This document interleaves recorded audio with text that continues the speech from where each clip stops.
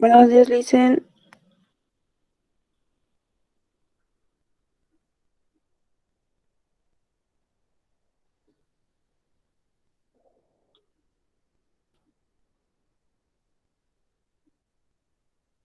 Bueno, parece que hay problemas de comunicación otra vez. ¿Me pueden avisar si me escuchan en chat?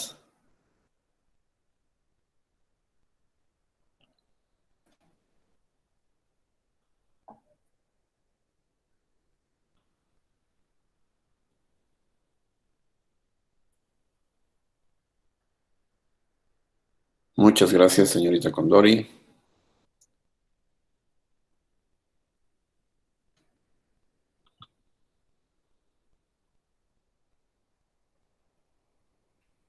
¿Cómo les ha ido con el video?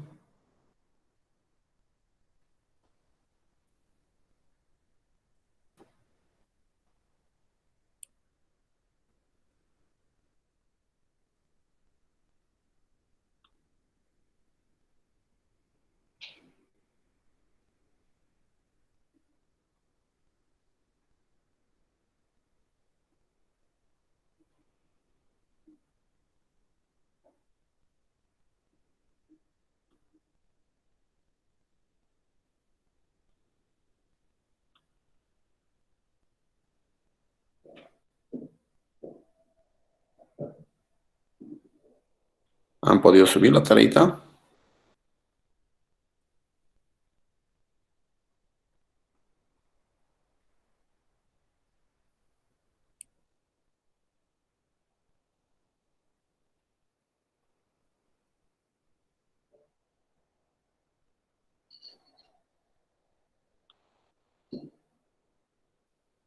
Solo 6 personas, por lo que veo.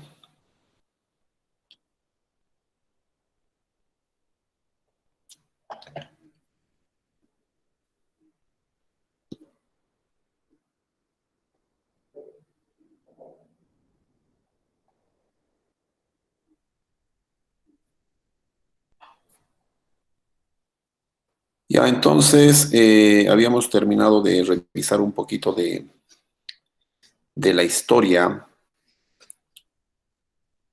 de, de las computadoras, ¿no? O sea, de los primeros dispositivos, como ha sido el ábaco. Después hemos visto las estructuras de Napier.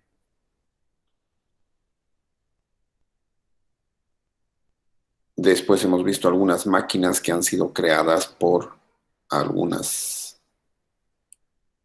personas bastante brillantes, como Wilhelm Schickard, Pascal, Outred, Morland, Leibniz, Thomas, Jacquard.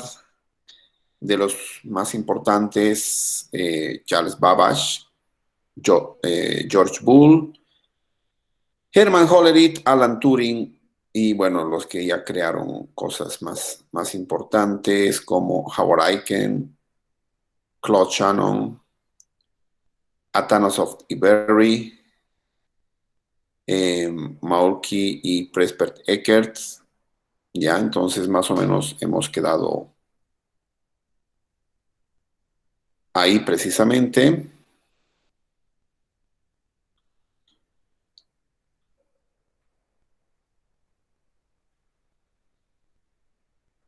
A ver, vamos a cambiar esto.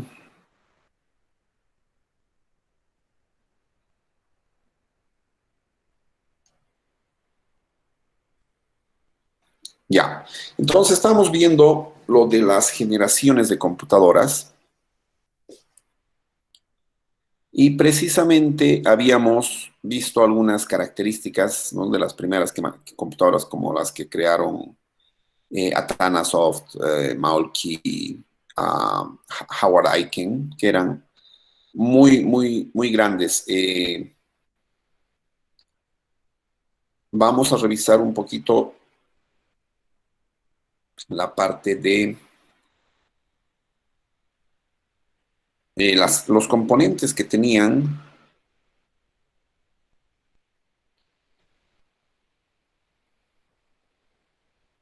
en algunos videitos, ¿no? Entonces hemos visto que De los primeros componentes, ¿sí?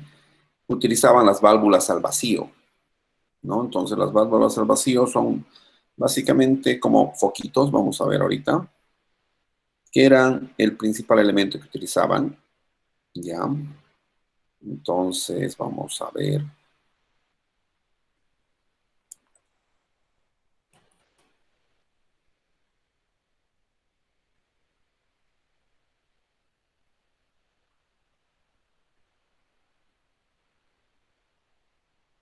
Este es un video cortito.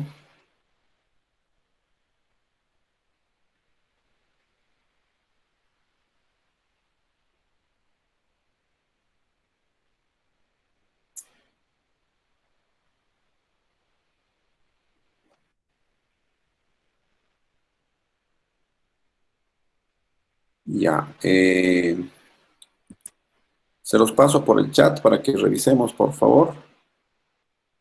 Tengo problemas de audio en algún lado de acá, así que yo tampoco puedo revisar. Ah, revisen eso, no dura mucho, son 3 minutos. Los veo en 5 minutos.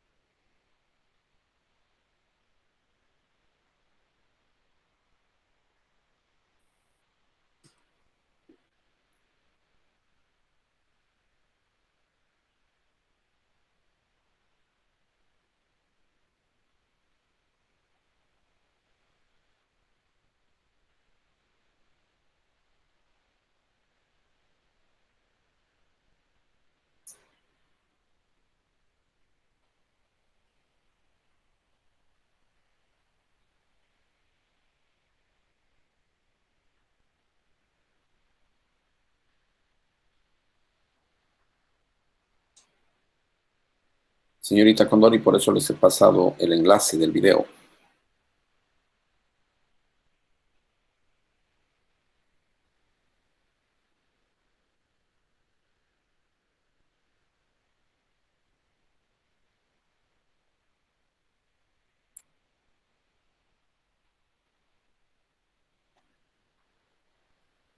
Ya, todos han terminado de ver el video, era bastante cortito.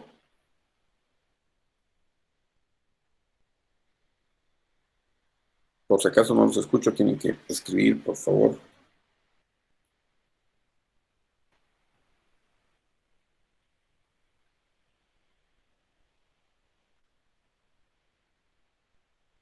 Ok, ya. Entonces, básicamente, las primeras computadoras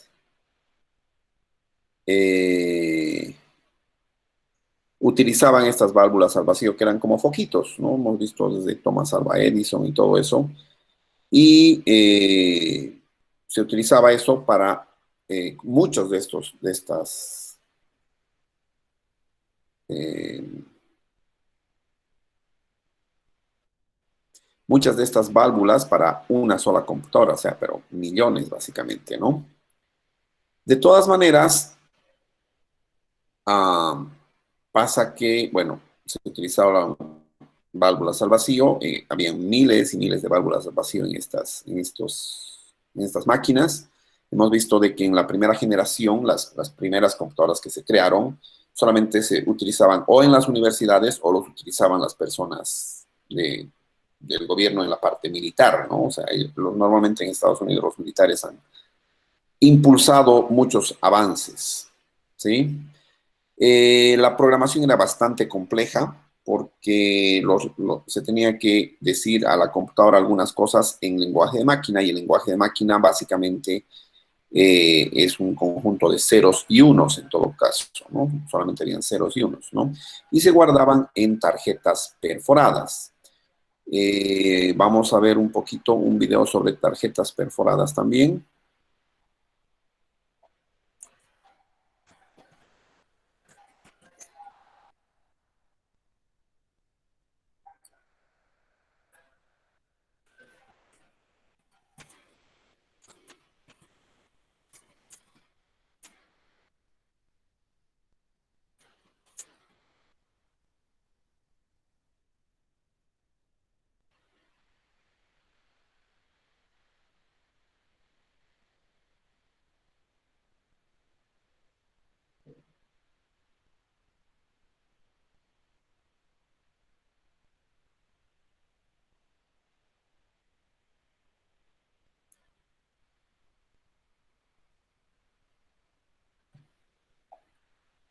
Ya me interesa que revisemos tarjetas perforadas, pero no en Fortnite.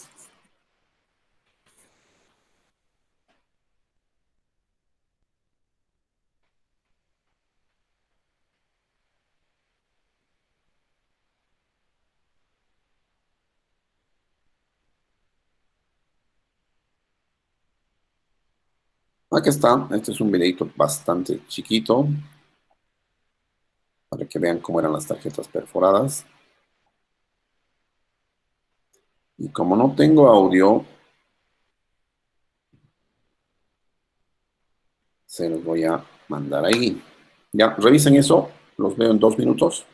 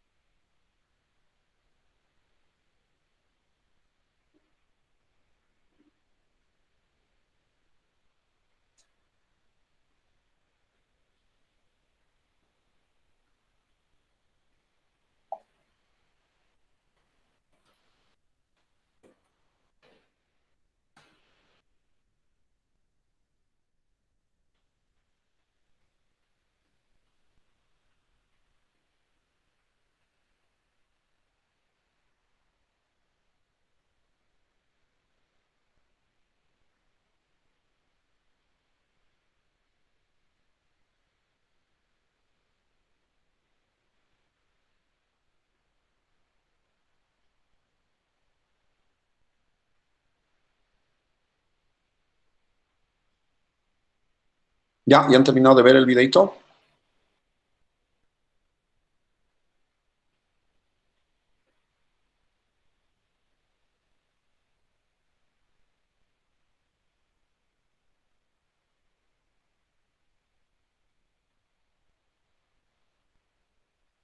Entonces, era un método bastante precario este de almacenar información en tarjetas perforadas, pero funcionaba para la época y para la época también era bastante interesante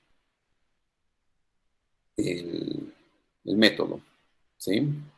Parecía que era mucha información la que se podía guardar.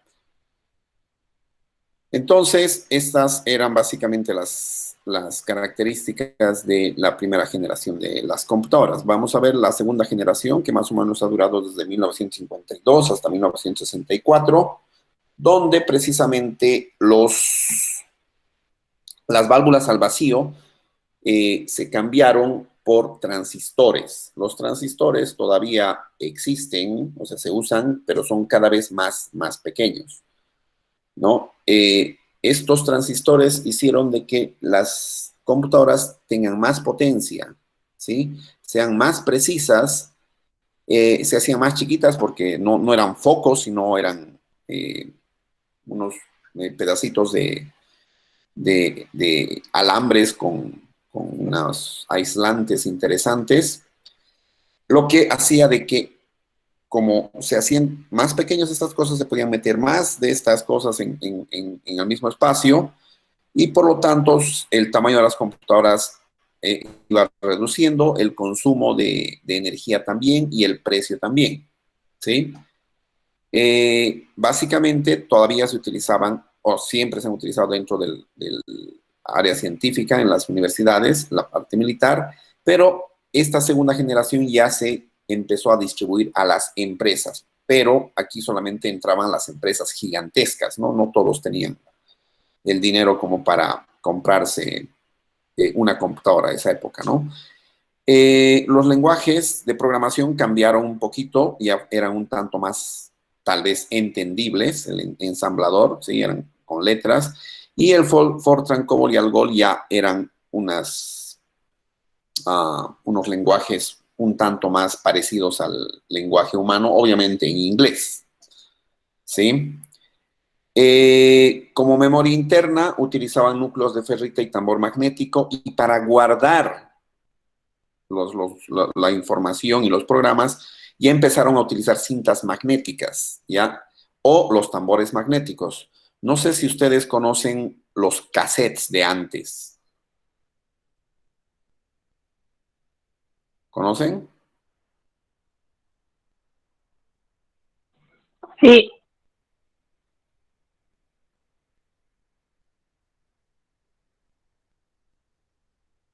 Sí, esas son cintas magnéticas. Obviamente eran bastante más pequeñas las que conocíamos. Vamos a ver un poquito un video sobre cintas magnéticas de esto, pero en general vamos a revisar la parte de transistores. Les voy a mostrar un videito de transistores y luego les voy a mostrar un videito de la cinta magnética para que la tengan clara. Eh,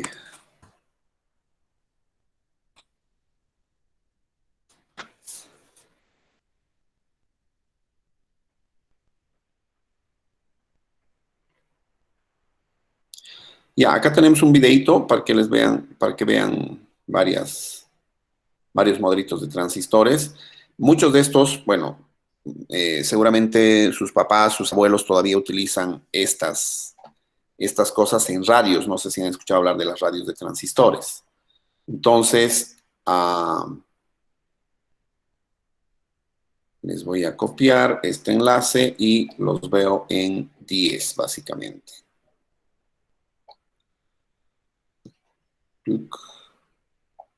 Vean este videito de los transistores.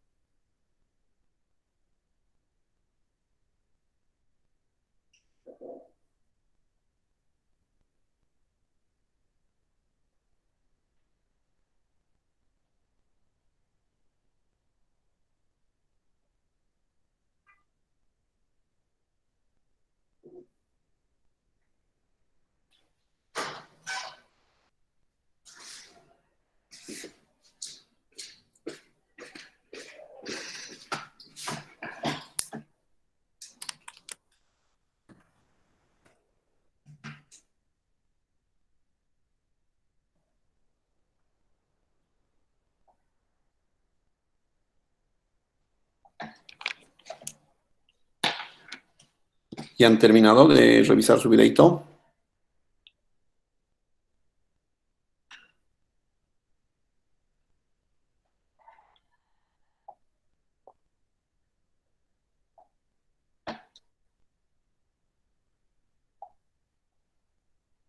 Señoritas.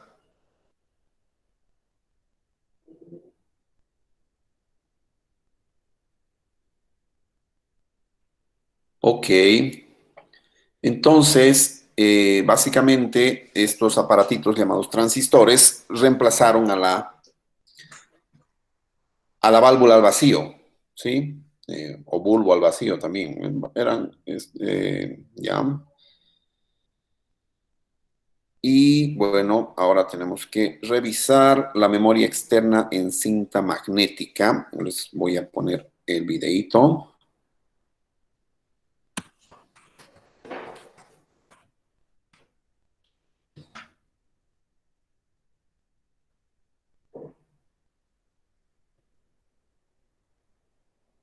Es bastante cortito.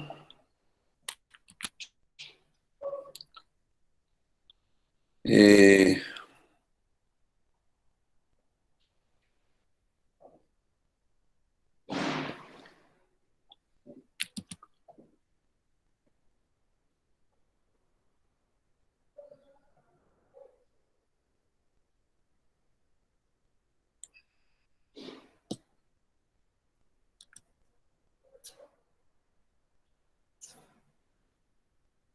Normalmente en clases presenciales les llevo estos aparatitos o estos dispositivos para que los vean, pero en general ahorita no podemos hacer eso, así que los reemplazamos por videos. Vean eso, por favor, es cortito, dura 8 minutos, los veo en 9 minutos.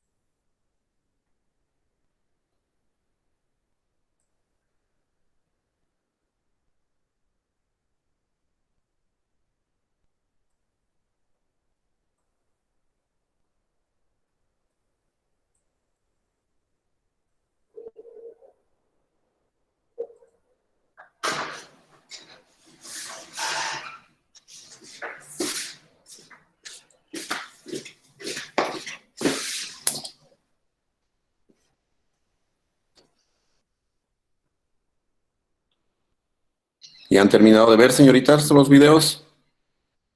¿El video?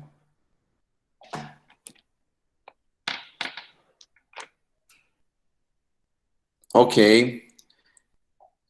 ya. Entonces, así funcionaban las cintas magnéticas. En eso, bueno, algunas personas utilizaban, o sea, en sus computadoras, estas cintas magnéticas y habían computadoras personales donde se podían guardar estas documentos, archivos, programas en cintas magnéticas, ¿ya?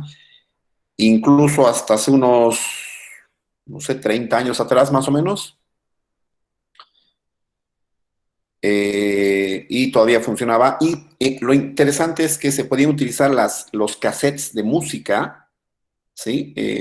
Para guardar esto, ¿no? Entonces, funcionaban bastante bien para esa época, pero almacenaban muy poquito y eran bastante lentas, ¿no? O sea, un disquete era mucho más rápido, ¿sí? Y ni qué decir comparado con las cosas que tenemos en la actualidad, los discos duros, USBs y esas cosas, ¿no? Entonces pasaremos a la tercera generación de computadoras. Vamos a compartir la pantalla.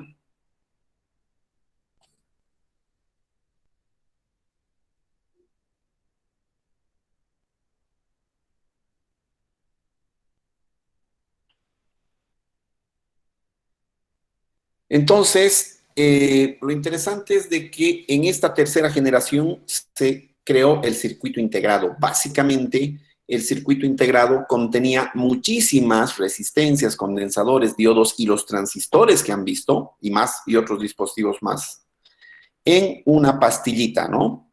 ¿Sí? En vez de tener una individualmente, se tenían muchas, ¿no? De inicio habían como 10, después habían 100 y así sucesivamente, ¿sí? Empezó la tecnología de miniaturización de la tecnología SSI, que significa Small Scale Integration, o integración a pequeña escala, donde les digo que habían 100, 10 de estos dispositivos en una sola pastilla, en un solo chip. Y la MSI, que era la Medium Scale Integration, que ya se ponían miles, ¿no? O sea, mil cositas en un solo chip, ¿no? Esto dio inicio a lo que eran las mini computadoras, que, o sea, con lo que tenemos ahora no pueden ser consideradas mini computadoras, por si acaso.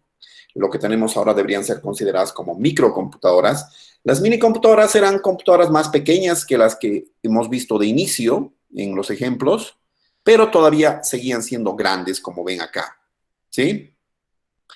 En esta generación de computadoras llegaron la parte de sistemas operativos, ¿sí? La multiprogramación, que varias personas podían acceder a la computadora al mismo tiempo, ¿sí? Se manejaba el tiempo real y el módulo interactivo, o sea, se le daba una orden, no respondía, se le daba una orden, no respondía, ¿no? Entonces, eso. Y como memorias aparecieron los memorias de semiconductores y los discos magnéticos, ¿sí?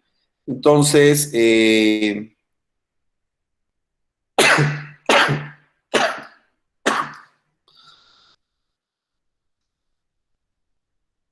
vamos a ver un poquito de discos magnéticos,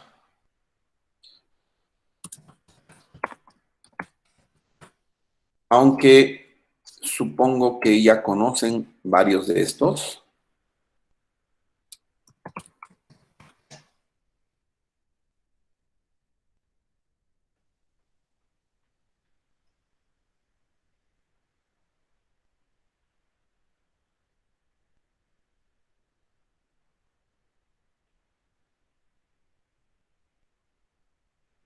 Ya, es dispositivos de almacenamiento.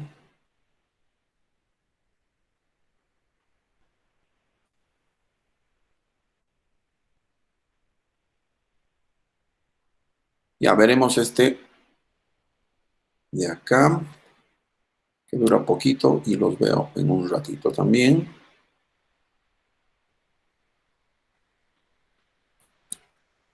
Y está, pueden revisarlo.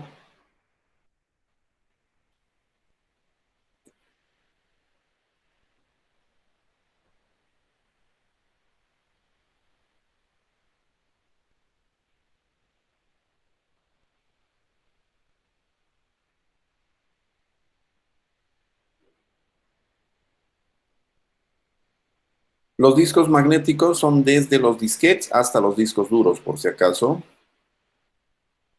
Y los veo en los próximos 10 minutos, 15 minutos creo que es.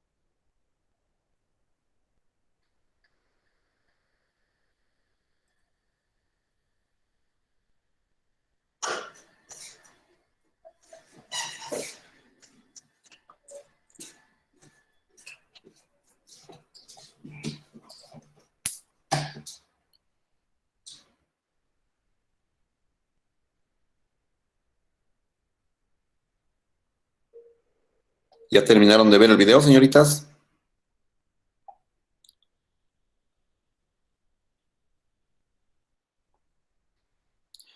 Ok, muchas gracias. Entonces, estos discos magnéticos ya existían desde la tercera generación, que es de 1964, que duró hasta 1971. De todas maneras, muchas de las teorías, de las técnicas, todavía se utilizan en los discos magnéticos en la actualidad, ¿no? Sobre todo los HDDs, ¿no? Ya los SSDs ya es otra tecnología. Ya entonces teníamos eso. La cuarta generación de computadoras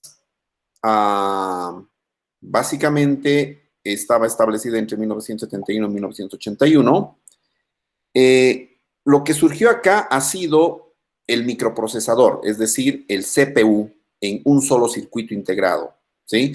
Ahí eso es lo que funciona en la actualidad, ¿no? Tenemos la CPU en un solo circuito integrado. La tecnología se llamaba LSI, se llamaba Large Scale Integration, porque se integraban millones de circuitos, no, millones de transistores, de diodos, de capacitores, ¿sí? Dentro de dentro de un chip, ¿sí? Esto dio lugar a que surgieran lo que conocemos como ahora las microcomputadoras, que son las que tenemos en la actualidad, ¿sí? Las de escritorio son las computadoras personales, que las conocemos como de escritorio, son las microcomputadoras, ¿no? En esta época surgió precisamente la memoria externa del floppy disk, de los discos que pueden ver acá se ponían unos floppies que son un tantito antiguos que ustedes no los han debido ver. Es más, me extrañaría, tal vez, conocen los disquetes, ¿no? O sea, donde se guardaban antes. Estos eran un poquito más grandes, ¿sí? Llegaron a aparecer nuevos lenguajes de programación y también empezaron a aparecer las redes de transmisión de datos para conectar precisamente estas computadoras, ¿ya?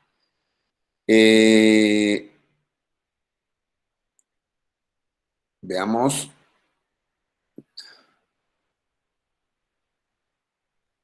Finalmente, la quinta generación, bueno, algunos dicen que es la última, pero hay otros que dicen que hay una más. Vamos a ver ambas cosas. La quinta generación, que técnicamente duró de 1981 hasta el 2012, la tecnología de integración, o sea, cuántos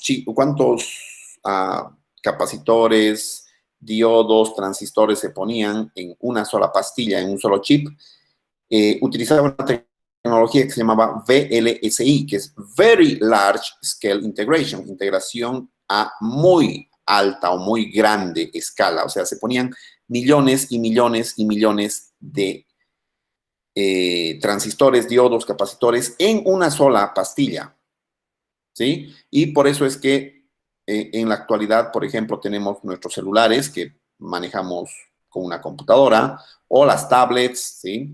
Entonces, esto hace de que podamos tener diferentes acciones con nuestro celular, sí que antes no se podía tener, ¿no?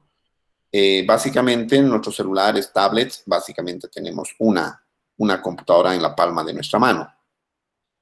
Sí, se ha desarrollado bastante la inteligencia artificial.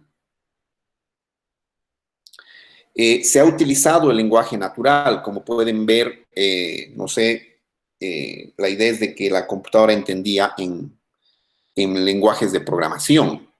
Sin embargo, se ha hecho de que, por ejemplo, hayan dispositivos como desde el Siri, que es de la Mac, hasta el Google Assistant, ¿sí? Pasando por dispositivos como el de Amazon. ¿Conocen el de Amazon? Es un dispositivo donde ustedes pueden controlar toda su casa. Le pueden decir, prende la luz, reducir la intensidad de la luz, encender el microondas en palabras, como estamos diciendo ahorita, y sus equipos van a funcionar de acuerdo a lo que ustedes les digan. Entonces, se utilizaba bastante el lenguaje natural. Ustedes pueden probar eso en sus celulares. Le pueden decir, OK, Google, y le dan una instrucción, ¿no? Llamar a su amiguito, a cualquier amigo que tengan o amiga que tengan, y su celular les va a llamar solamente con lo que ustedes les digan. Es una aplicación bastante interesante que les permite, por ejemplo, cosas útiles como no estar mirando, no estar marcando cuando están conduciendo, por ejemplo, ¿sí? Un auto, ¿ya? El dispositivo Amazon, bueno, Alexa de Amazon, precisamente es un dispositivo donde ustedes le piden muchas cosas, le pueden pedir información, le pueden pedir que ponga música, le pueden pedir que, o sea, que abra las cortinas, que cierre las cortinas. Es bien interesante, ¿no? O sea, le pueden decir, apaga la computadora, prende la radio, prende el microondas, ¿no? Entonces es bastante interesante si es que tienen los dispositivos conectados, ya se puede hacer eso, ¿no?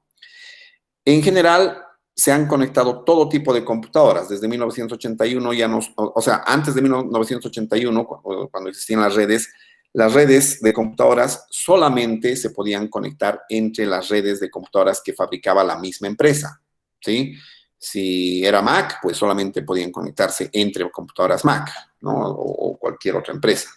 Entonces, ya en esta generación, en la quinta, desde 1981, las conexiones se pueden hacer desde cualquier tipo de dispositivo a cualquier otro tipo de dispositivo sin importar la marca. Se utilizan protocolos como el TCP/IP, ¿sí? O que se utiliza en Internet, ¿sí?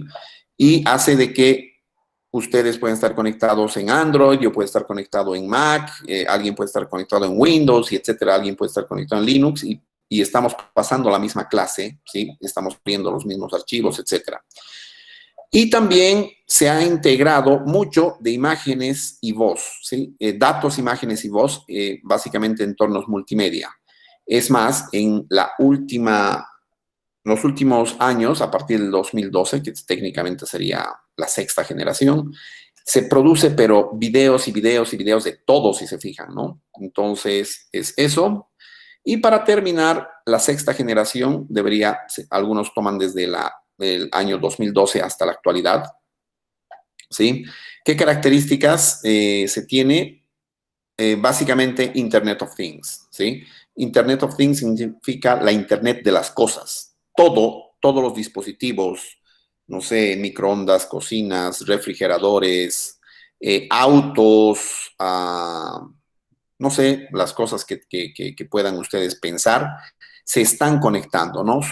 Ya les había dicho el ejemplo de las cortinas, pueden abrir cortinas con sus dispositivos. Ustedes le dicen, Alexa, abre cortinas, ¿no? Entonces se abren las cortinas, ¿no? Obviamente necesitan hacer bastantes cosas, pero ya se tiene esa tecnología.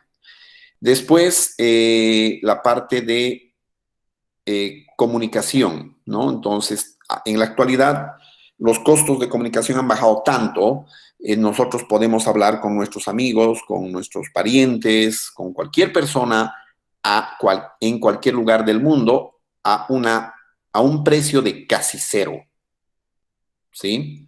Y obviamente lo que está creciendo mucho ahora es lo de la nanotecnología, ¿no? O sea, nanotecnología significa hacer cada vez circuitos y hacer cada vez chips que contengan millones y más millones y millones y millones de estos capacitores que ya han visto en el video, ¿no? Entonces, es eso básicamente. Les voy a pasar un videito sobre Alexa, ¿sí? Para que vean. Alexa básicamente puede hacer de que nuestra casa sea domótica. Vamos a ver ahorita. Y esto lo van a ver después y acá terminaríamos la clase, ¿no? Entonces,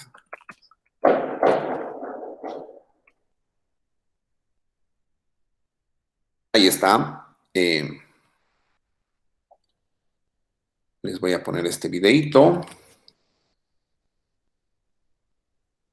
Y pueden verlo, pero hasta aquí sería la clase. La siguiente clase discutimos un poquito, ojalá pueda tener el audio de ustedes.